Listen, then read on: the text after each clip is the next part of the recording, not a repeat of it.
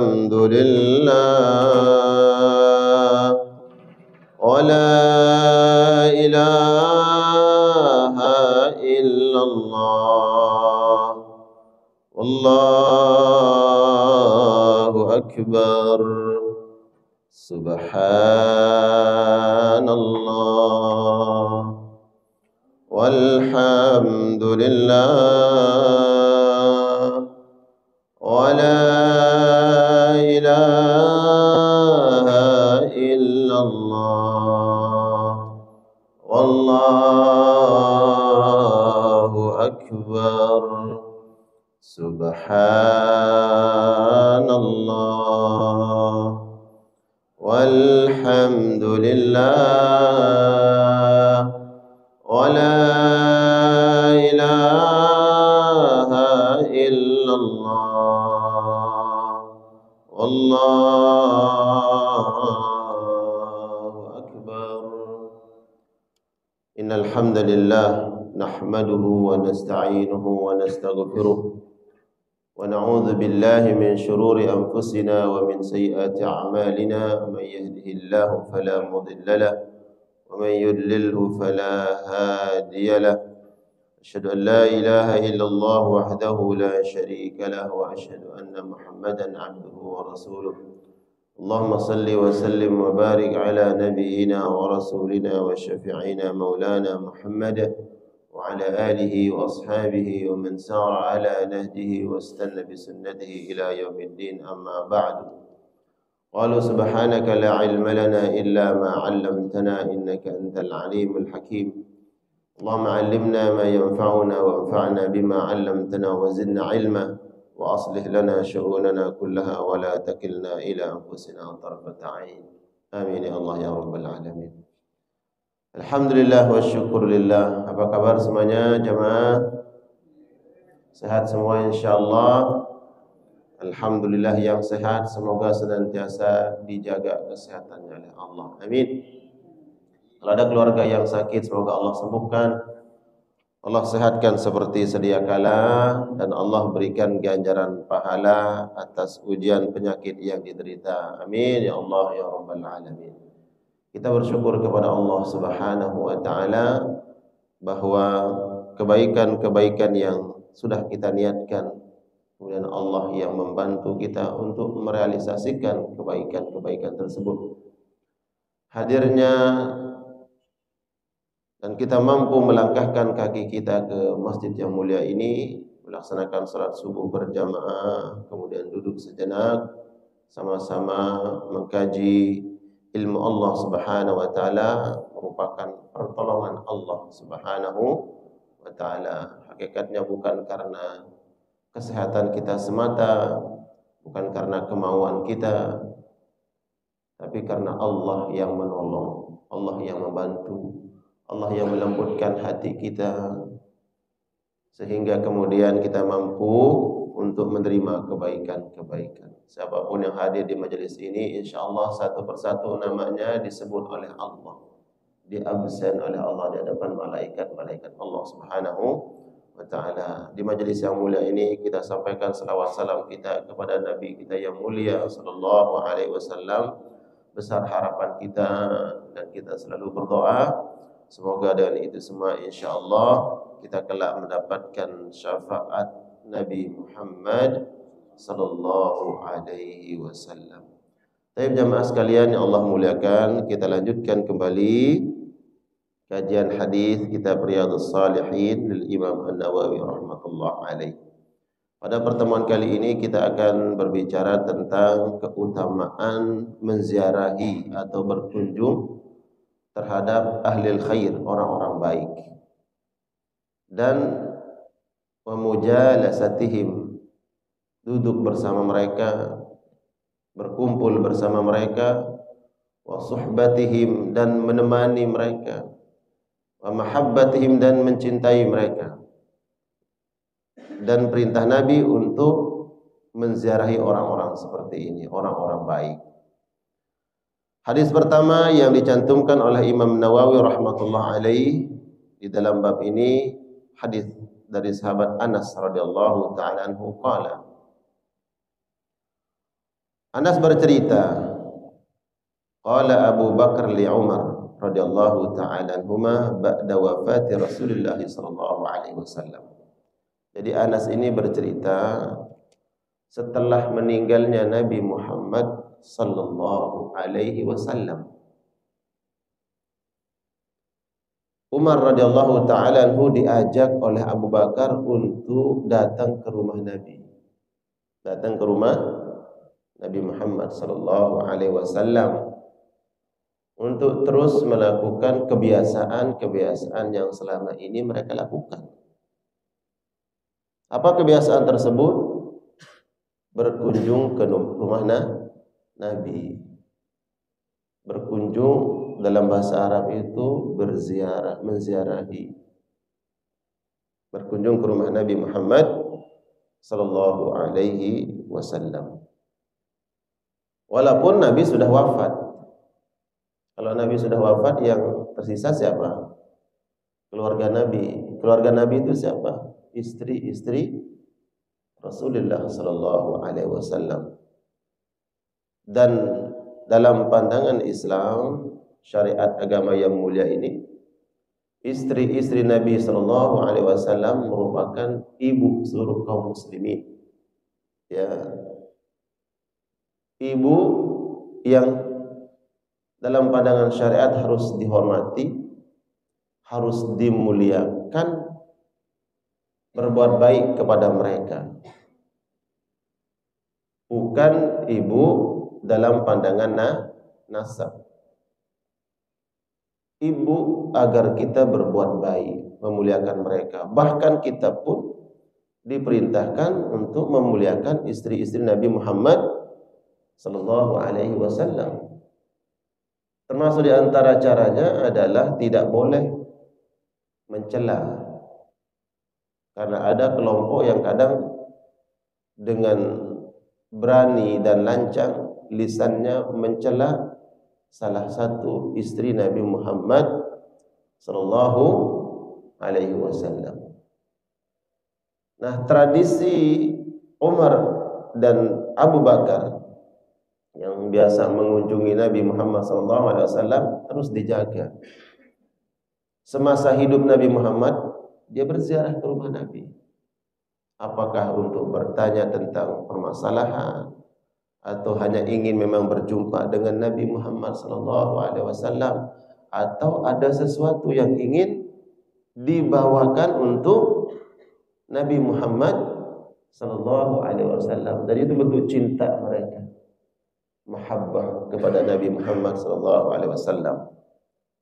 Nah, kata Anas, Abu Bakar mengajak Umar untuk datang ke rumah Nabi SAW menziarahi istri Nabi SAW. Kemudian sepakatlah Umar dan Abu Bakar untuk datang ke rumah Ummu Aiman. Ummu Aiman adalah ibu angkat daripada istri Nabi, daripada Rasulullah sallallahu alaihi wasallam. Dan ini orang-orang yang dimuliakan, ya, dimuliakan oleh Nabi Muhammad sallallahu alaihi wasallam. Dan kita wajib memuliakan mereka, sebagaimana saya katakan, istri Nabi wajib kita muliakan, orang-orang yang dimuliakan oleh Nabi wajib kita muliakan. Ummu Aiman adalah orang yang mengasuh Nabi Muhammad sallallahu alaihi wasallam semenjak Nabi kecil. Semenjak Nabi kecil diasuh oleh Ummu Aiman. Kalau kita lihat sejarahnya, Ummu Aiman ini sebenarnya adalah budak daripada bapaknya. Siapa bapaknya Rasulullah? Abdullah, ya, Abdullah bin Abdul Muttalib. Abdullah bapaknya Rasulullah punya budak.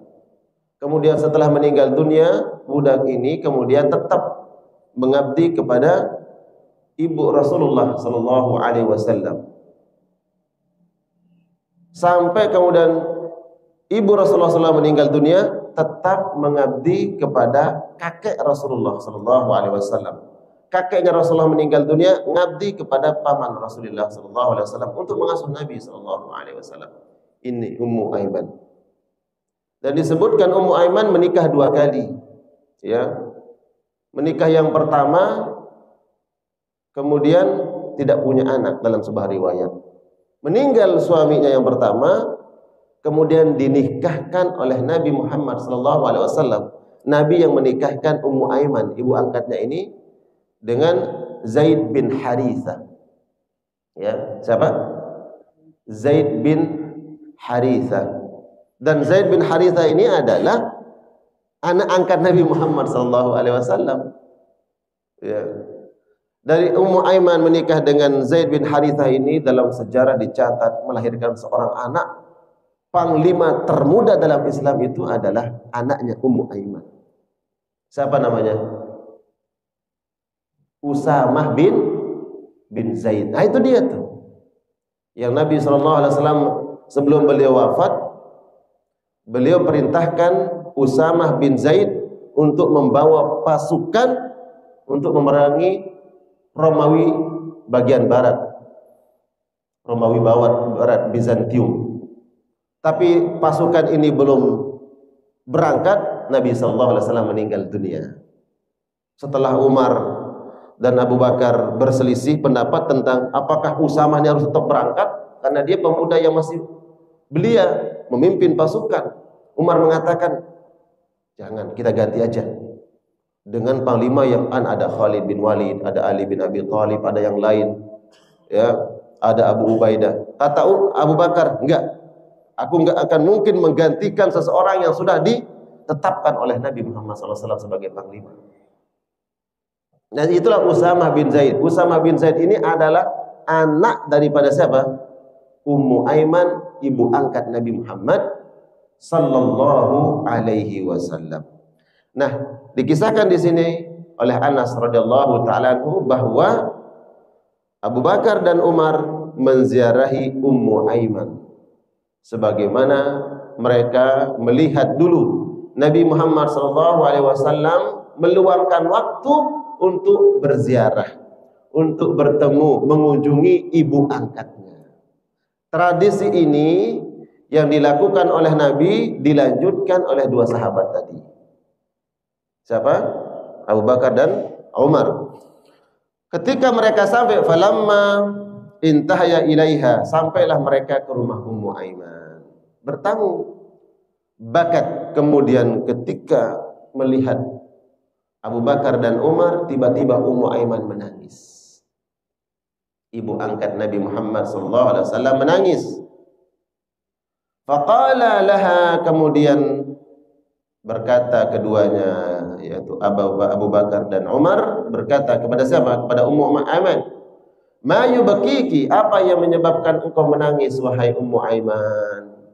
Ama ta'lamina anna ma indallahi khairun li Rasulillah sallallahu alaihi wasallam. Bukankah engkau mengetahui bahwa wafatnya Nabi Muhammad sallallahu alaihi wasallam itulah yang terbaik untuk Nabi.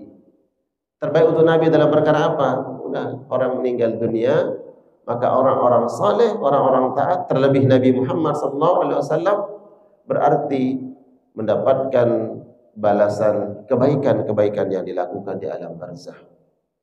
Seluruh amalnya dibalas oleh Allah dengan kebaikan. Adapun masih di dunia, di situ ada sedih, ada duka, ada musibah, ada situasi yang membuat orang kemudian hatinya menjadi sedih. Ketika sudah meninggal dunia, maka kalau orang baik hilang semua kesedihannya, hilang semua lelah, hilang semua capek, mendapatkan balasan kebaikan.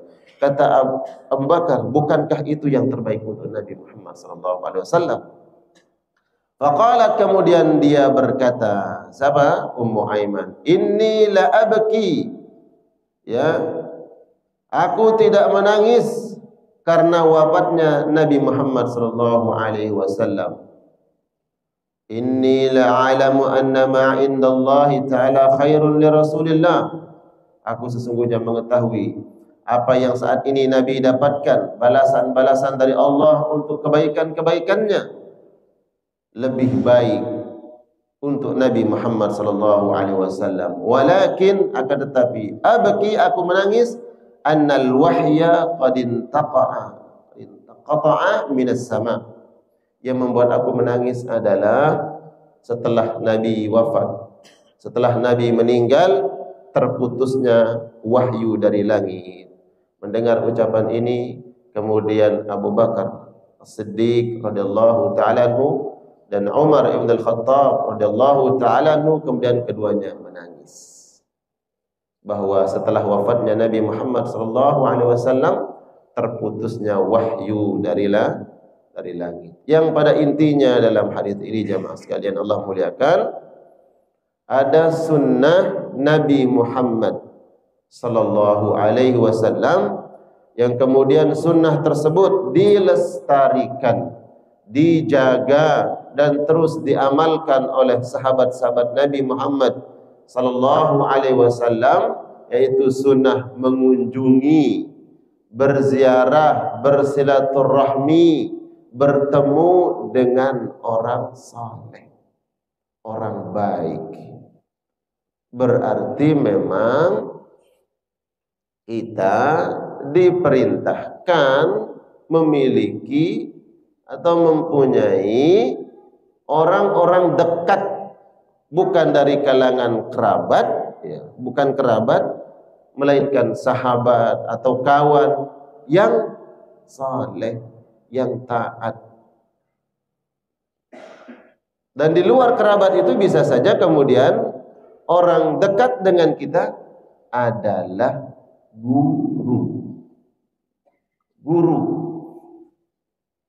Sehingga batas antara guru dengan murid, ya, tidak hanya dalam ruang lingkup majelis. Kalau dulu tidak hanya dalam ruang lingkup pesantren, pondok. Setelah selesai pesantren, setelah selesai pondok, terputus hubungannya dengan guru. Begitu juga tidak ada majelis, terputus hubungannya dengan guru. Jadi kayaknya nih hadis ini mengingatkan kita semua bahwa antara kita dengan orang-orang yang mentransformasi ilmu pengetahuan kepada kita memang harus ada ikatan lebih. Bukan hanya ikatan di majelis saja, Pak. Baik. Saya ingin bertanya, mohon maaf. Siapa di antara jamaah di sini yang gurunya, ustadznya, kiainya, Kiai Dr. Muslah Abdul Karim, guru kita tuh dekat rumahnya. Kemudian ada Kiai Al-Ustadz Ihsan Tanjung, dekat juga rumahnya dari sini ya? Dekat. Siapa yang pernah berziarah datang ke rumahnya? Datang ke rumah guru? Ada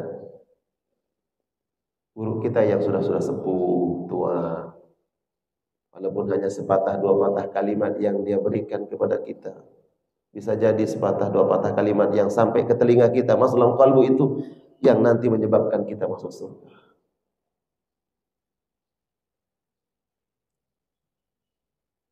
Kalau yang muda-muda, mohon maaf yang muda-muda, saya masih muda nggak Pak?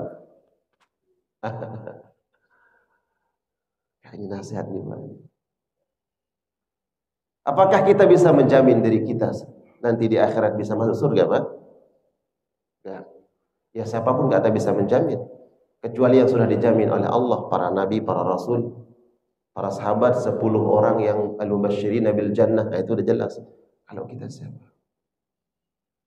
Tapi ada orang-orang yang nanti, oh ternyata itu guru saya. Bisa nggak guru saya mensyafaat saya? Bisa. Ada guru, ulama yang mensyafaat jamaahnya. Ada nggak? Ada. Dalam surah Asy-Syu'ara ada. Bahkan di situ disebutkan sahabat, ya, fama lana min syafi'in wala sadiqin hamim. Teriakan ahlun nar, mana nih orang-orang yang bisa membantu kami? Teman-teman kami mana? Kalau teman saja bisa mensyafaat teman biasa. Sebenarnya ini kan ada perintah untuk berteman dengan teman yang baik. Kemudian di atas itu, coba siapa yang lebih alim, ikat hubungan kita dengan mereka. Kalau teman biasa saja bisa mensyafaat kita karena kebaikannya, kesalehannya, karena ada amalnya baiknya, bagaimana dengan orang-orang yang dikatakan oleh Nabi, al-ulama'u warathatul anbiya. Ulama itu adalah pewaris para nabi, para ulama. Mereka yang takut hanya kepada Allah, yang berfatwa hanya mengharap reda Allah, yang menyampaikan kalimat-kalimat qala Allah, qala Rasul, betul-betul mengharap wajah Allah Subhanahu wa taala. Jadi berapa guru, berapa ulama yang hadir di majelis ini, coba cari satu atau dua yang berusaha dekat dengan mereka. Apalagi rumahnya dekat. Ada di antara mereka para jamaah yang punya nomor teleponnya. Ya, sekali waktu datang berziarah, duduk. Oh, mungkin tidak bisa menemani kita langsung kadang ada dia punya majelis taklim. Ada guru-guru kita yang saya sebut tadi itu punya majelis taklim di rumahnya. Hari apa? Hari Selasa malam datang. Setelah itu enggak langsung pulang. Ketemu, assalamualaikum Kak Kiai. Waalaikumsalam. Tinggal di mana ditanya? Dekat di sini. Masya Allah. Ngapain ke sini? Ikut majelis Pak Kiai. Ngobrol. Ini perintah Nabi, bukan perintah ulama. Perintah Nabi sallallahu alaihi wasallam. Dan itu sunnah Rasulullah sallallahu alaihi wasallam. Dalam perkara ini Umar dan Abu Bakar radhiyallahu taala anhuma melestarikan itu.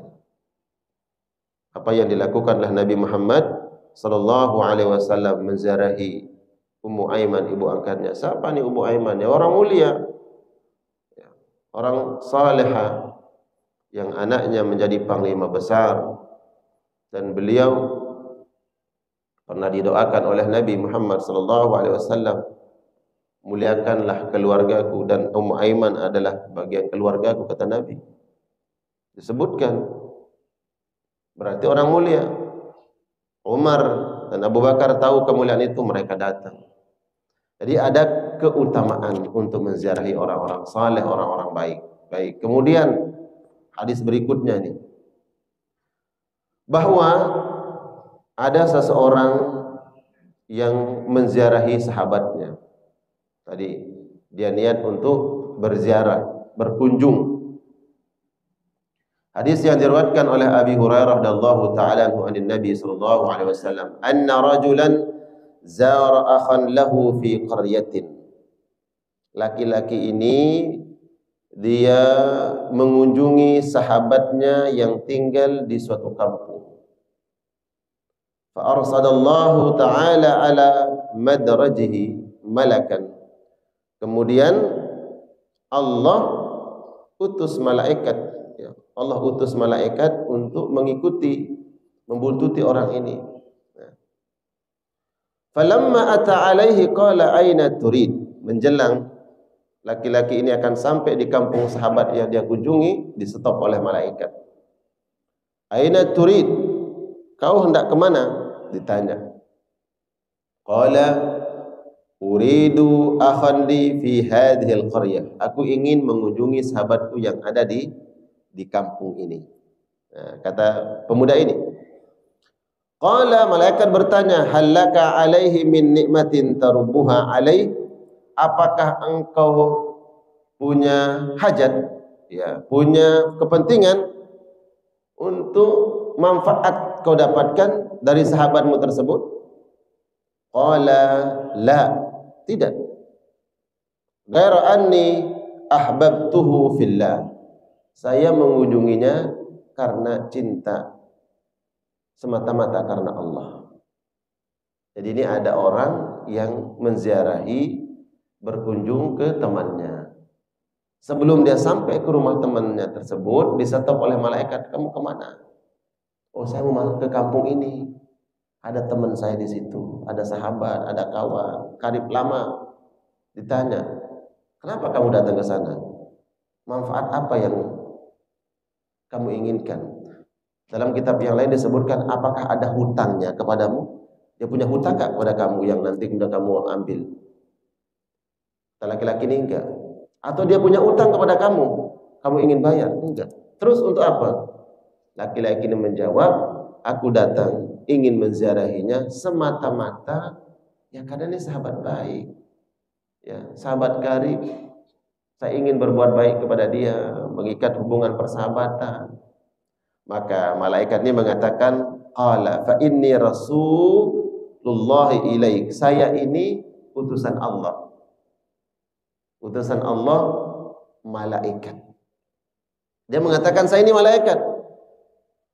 Diperintahkan oleh Allah Subhanahu wa taala menyampaikan bahwa annallaha qad ahabbaka kama ahbabtahu fi. Ketahuilah Allah Subhanahu wa taala mencintaimu sebagaimana engkau mencintai sahabatmu tersebut.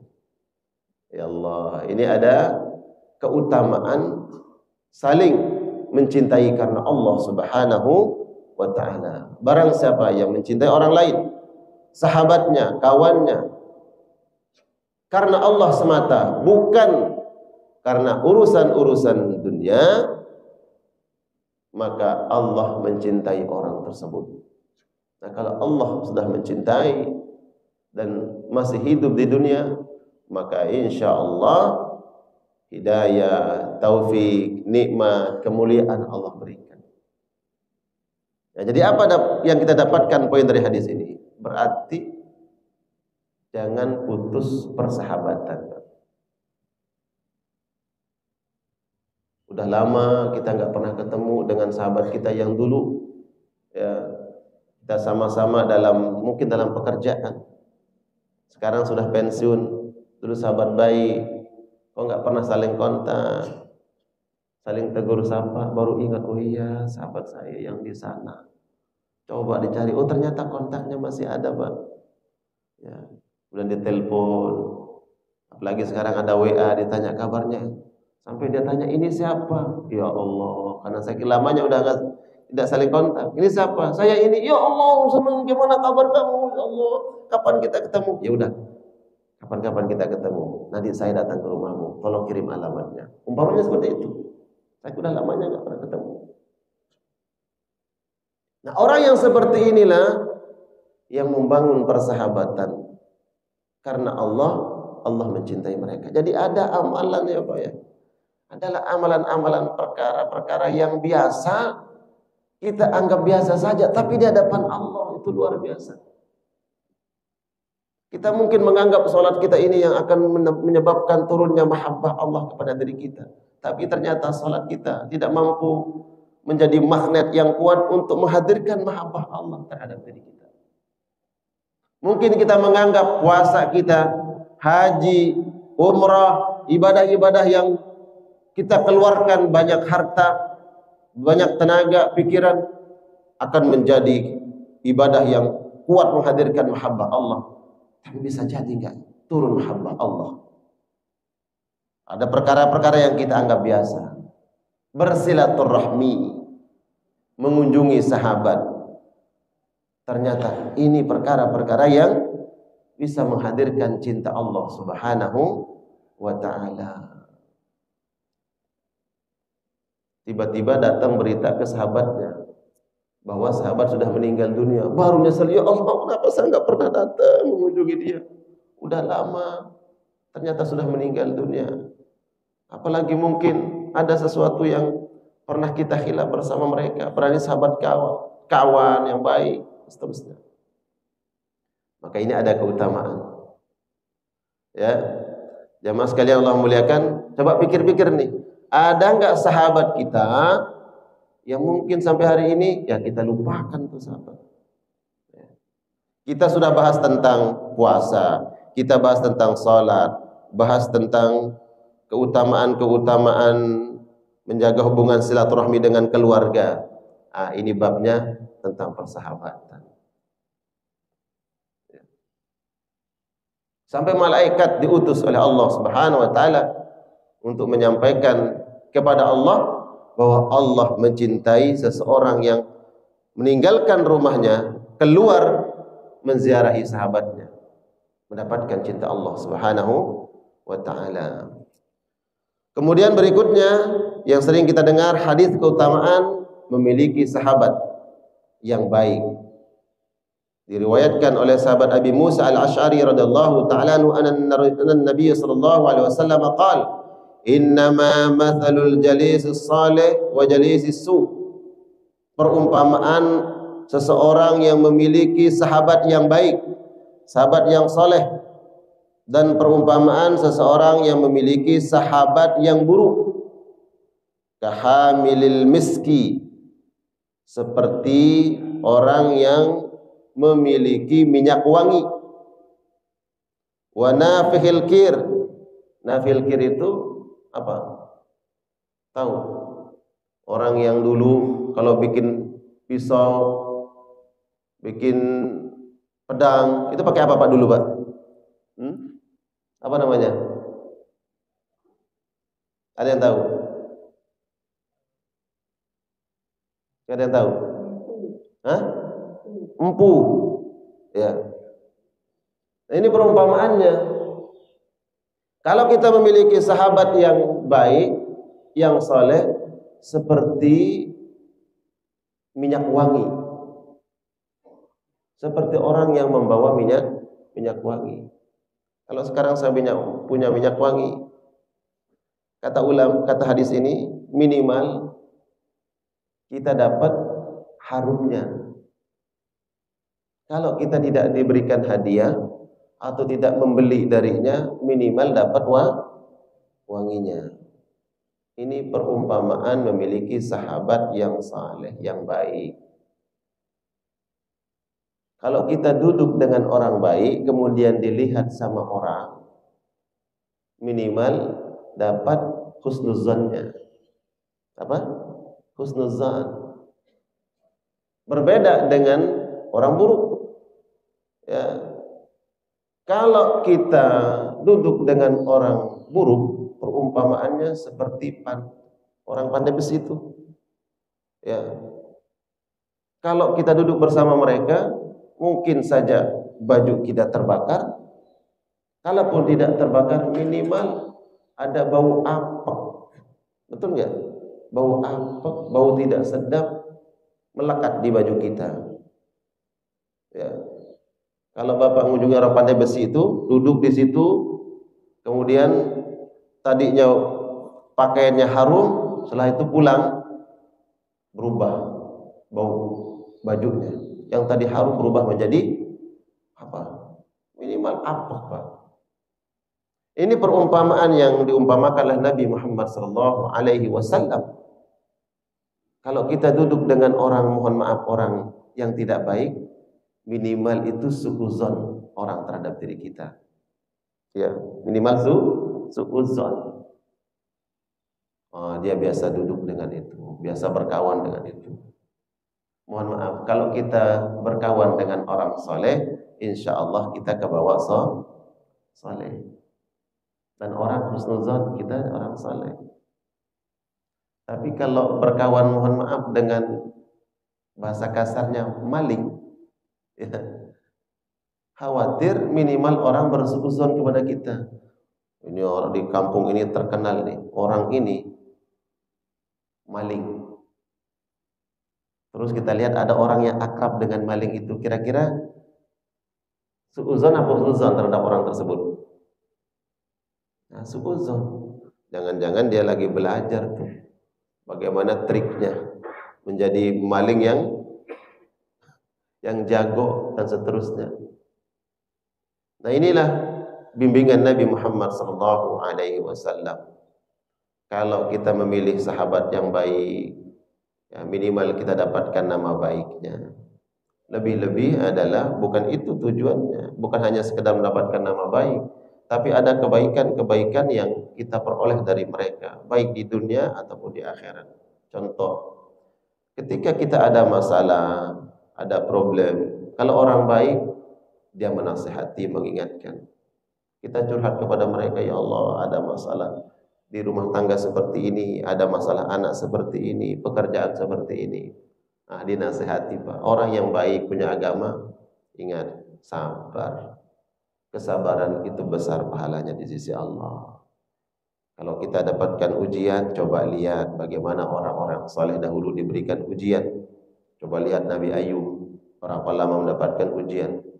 Coba lihat Nabi Muhammad, dicaci maki, dihina, dikucilkan, diteror dan seterusnya. Ya. Kemudian kalau masalah finance, harta, masalah uang dan seterusnya, lihat orang-orang saleh terdahulu diuji oleh Allah Subhanahu wa taala dengan harta, dengan kekurangan harta benda. Orang-orang saleh ini akan memberikan nasihat. Berbeda dengan orang yang tidak saleh. Nah, inilah keutamaan-keutamaan ini yang kemudian kita dapatkan.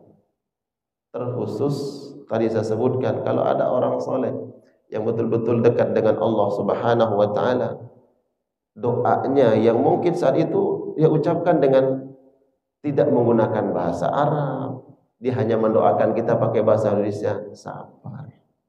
Insya Allah Allah berikan jalan keluar. Itu doanya, hanya sepotong kalimat itu. Tapi karena dia orang saleh, orang taat kepada Allah, malaikat kemudian mengaminkan, dikabulkan oleh Allah. Diberikan jalan keluar ujian yang kita hadapi. Gara-gara apa? Karena doanya. Nah, inilah jamaah sekalian Allah muliakan, keutamaan-keutamaan yang disampaikan oleh Nabi sallallahu alaihi wasallam kaitannya menziarahi orang-orang saleh dan menemani mereka, dekat dengan mereka.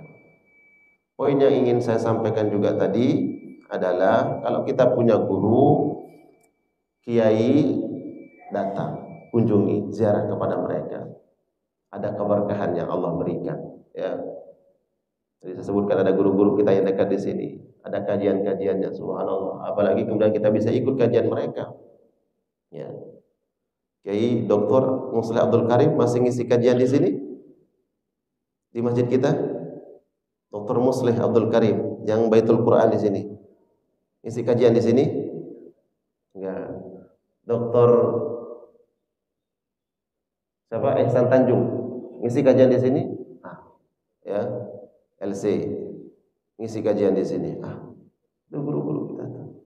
Subhanallah, mengamalkan sunnah Nabi Muhammad SAW. Jadi antara kita dengan guru itu bukan hanya di majelis saja, ya, bahkan bagaimana di luar majelis. Coba kita tingkatkan tuh ikat hubungan kita dengan guru-guru yang hadirkan kajian di sini, terutama yang saya sebutkan tadi, ya, insya Allah, dan guru-guru yang lain, untuk mendapatkan keberkahan. Ini keberkahan dari Nabi Shallallahu Alaihi Wasallam yang disampaikan dalam hadis ini. Tapi bagi yang ingin bertanya, ingin memperjelas, untuk menunggu waktu sholat sunnah syuruk, silakan. Siapa yang ingin bertanya? Pak Zakaria, silakan, sudah siap dengan pertanyaannya. Silakan, Pak.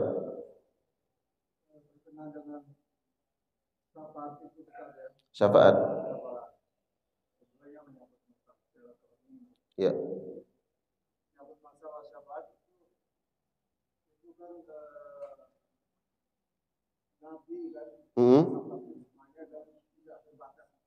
Ya. Ya. Ya.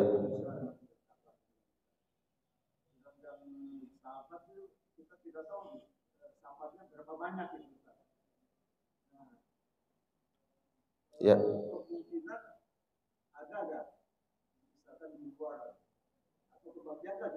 Iya, sahabat. Betul. Iya.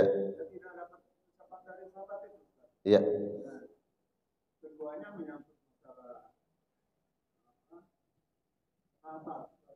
Sahabat lagi.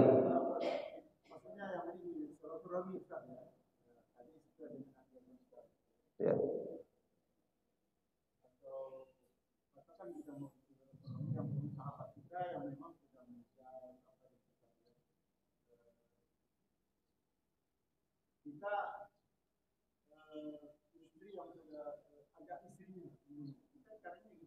Gimana istri? Ya.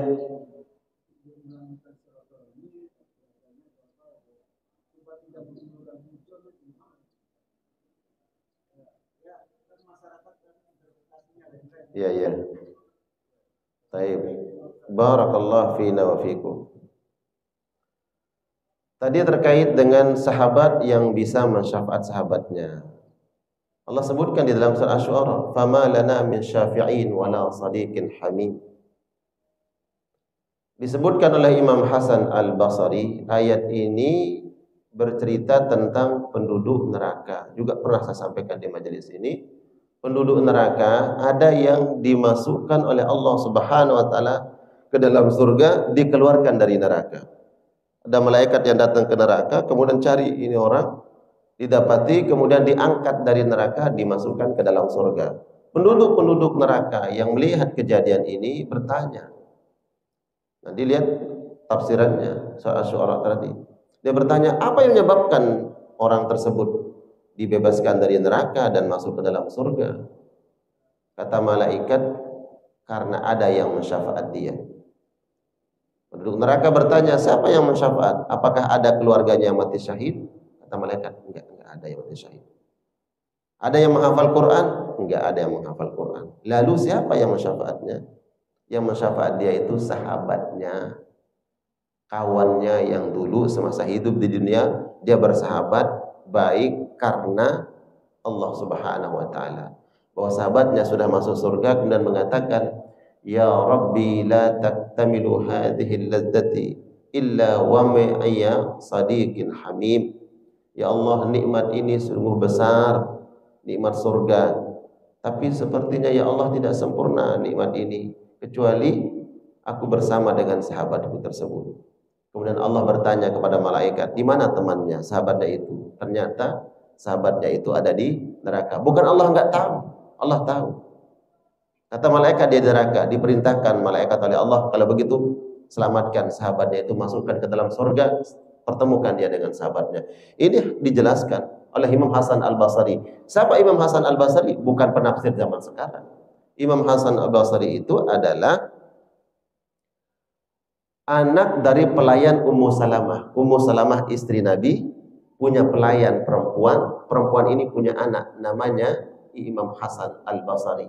Berarti dia tabi'in, orang yang bertemu dengan sahabat. Berarti generasi terbaik itu. Generasi sahabat, generasi tabi'in. Dia yang menerjemah, dia yang menafsirkan bahwa ayat yang mengatakan mana orang-orang yang bisa mensyafaat kami dan kami tidak memiliki kawan. Itu adalah bahwa kawan sahabat nanti di akhirat bisa mensyafaat. Pertanyaannya kemudian, Ustaz, mungkin saja nanti dia mensyafaat keluarganya. Kemudian ada kawan-kawan yang lain, banyak yang ada syafaat. Apakah kita kebagian? Bapak aja masuk ke sahabatnya itu. Ya, orang lain yang mengatakan, apa saya kebagian enggak? Gitu. Jadi bahwa berapa jumlah yang akan dia syafaat, dia akan tolong, Allah alam bisawab. Berapa jumlahnya kita tidak tahu, tapi hadis ini memerintahkan kita agar memiliki sahabat kawan yang baik, sehingga nanti kita bisa diberikan dan mendapatkan syafaat sahabat tersebut. Belum kita bicara nanti, ini kan baru bicara tentang sahabat yang baik. Kalau poin lainnya bicara sahabat yang buruk, bisa saja nanti sahabat yang buruk itu menyeret kita ke neraka. Apa sebab? Ada dosa yang menyebabkan kita, mungkin yang menyebabkan, atau sahabat kita itu yang menyebabkan kita berbuat maksiat. Yang tadinya kita akan mendapatkan kebaikan, akhirnya ada yang menyeret kita ke dalam neraka. Dulu saya bersama dia, ya, bahkan dia tidak pernah menasihati saya dan seterusnya. Bukan menjadi sahabat yang baik. Bisa saja sahabat itu menyeret kita ke dalam murka Allah Subhanahu wa taala. Ya. Dia bisa mensyafaat keluarganya, bisa. Ada orang yang bisa mensyafaat keluarganya. Tapi kalau Allah izinkan dia mensyafaat keluarganya, kemudian mensyafaat kawan sahabatnya, dan itu adalah bapak, ya alhamdulillah. Jumlahnya berapa Allah alam kita nggak tahu. Kemudian tadi ya pertanyaan yang kedua, agar orang tidak suudzon. Agar orang tidak suudzon berarti nanti ada bab berikutnya, adab-adab bertamu. Adab-adab bertamu. Pertanyaan saya, ini yang dizarahi, yang dikunjungi oleh Abu Bakar dan Umar ini siapa? Ummu Aiman. Perempuan. Kalau dibilang umur, ya, Nabi sudah meninggal dunia. Ummu Aiman masih ada. Pun bagaimana Abu Bakar dan Umar menjaga adab berziarah. Dia nggak datang sendiri, makanya diajak kawannya. Ya, agar tidak timbul fitnah. Jangan sampai, mohon maaf tadi disebutkan di situ ada janda, kemudian mungkin sahabat di istri daripada sahabatnya, kemudian dia datang berziarah sendirian. Apa yang terjadi? Timbul fitnah. Makanya kemudian poinnya juga bisa kita dapatkan dari hadis ini, kenapa Abu Bakar mengajak Umar? Kalau bertamu ya jangan sendiri. Khawatir terjadi fitnah. Tidaklah seorang laki-laki dan perempuan yang bukan mahram berdua-duaan tanpa ada yang menemani dari mahram atau orang lain, melainkan yang pihak ketiga adalah setan. Nah, itu juga menjadi ruang-ruang tersebarnya fitnah. Jadi ada adabnya, Pak. Gitu. Bagaimana caranya? Mengunjunginya harus dengan adab tadi. Jangan sendirian, mengajak kawan. Apalagi yang kita ajak itu keluarga kita. Ajak istri, anak, ya mengunjungi istri sahabat kita dahulu. Ya Allah, itu sahabat saya meninggal dunia, tapi ada istrinya, ada anak-anaknya. Ayo kita ziarahi, kita kunjungi. Ajak keluarga. Kalau bapak enggak ajak keluarga, nanti 3 tanda tanya tuh pada hati istri. Jangan-jangan dia mau menggantikan juga tuh sahabatnya, kan? Betul nggak? Iya, jadi ada adabnya, Pak. Gitu ya. Atau Pak Haji Zakaria mungkin udah ada niatan itu, insyaallah. Ya. Ada lagi? Ya, sudah masuk untuk salat? Ya, 15 menit setelah terbit matahari. Ada lagi yang bertanya? Tidak ada? Baik. Bila tidak ada pertanyaan, kita cukupkan. Semoga kajian kita pada pagi hari ini menghadirkan ilmu yang bermanfaat. Ilmu yang bermanfaat itu seperti apa? Ilmu yang amalkan. Berazam. Ada guru kita, ada kiai kita. Bukan hanya ketemu di majelis ini, datang ke majelisnya, ketemu dengan mereka. Itu bentuk pengamalan. Kalau enggak membuktikan, buktikan nanti di akhirat keberkahannya, insyaallah. Kita tutup dengan doa kafaratul majlis. Subhanakallahumma bihamdika asyhadu an la ilaha illa anta astaghfiruka wa atubu ilaik. Wa sallallahu ala nabiyyina Muhammad wa ala alihi wa ashabihi wa sallam. Assalamualaikum warahmatullahi wabarakatuh.